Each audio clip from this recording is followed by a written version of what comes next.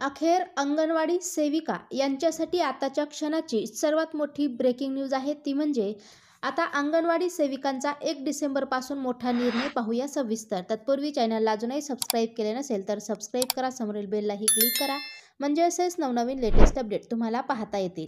तर अंगणवाडी मध्यान्ह आहार योजना कर्मचाऱ्यांचे 1 डिसेंबरपासून आंदोलन. गर्भवती व बाळंतींना सकस आणि मुबलक आहार मिळावा, मुलांचे कुपोषण होऊ नये या उद्देशाने देशात 1975 पासून समग्र बालविकास योजना सुरू करण्यात आली आहे. कोणतेही मूल शिक्षणापासून वंचित राहू नये, शाळेची पटसंख्या वाढावी या उद्देशाने सरकारने सर्व शिक्षण अभियान अक्षर दासोह योजना सुरू केली आहे.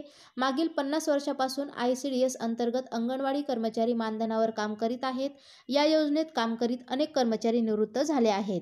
काही कर्मचारी निवृत्तीच्या वाटेवर आहेत. या कर्मचाऱ्यांना सरकारने किमान वेतन निश्चित केलेले नाही, कमी मानधनात काम करीत आहेत.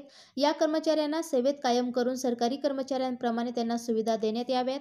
या मागणीसह अन्य काही मागण्यांसाठी अंगणवाडी व मध्यान्ह आहार योजना कर्मचारी संघटनेतर्फे येत्या 1 डिसेंबरपासून केंद्रीय मंत्र्यांच्या कार्यालयासमोर बेमुदत आंदोलन करण्यात येणार असल्याची माहिती शुक्रवारी राज्य अंगणवाडी कर्मचारी व अक्षर दासोह कर्मचारी संघ जिल्हा शाखेतर्फे झालेल्या पत्रकार परिषदेत देण्यात आली आहे. ICDS योजनेचे खाजगीकरण करण्याचा विचार सरकारने सोडून द्यावा, अर्थसंकल्पात भरीव तरतूद करावी.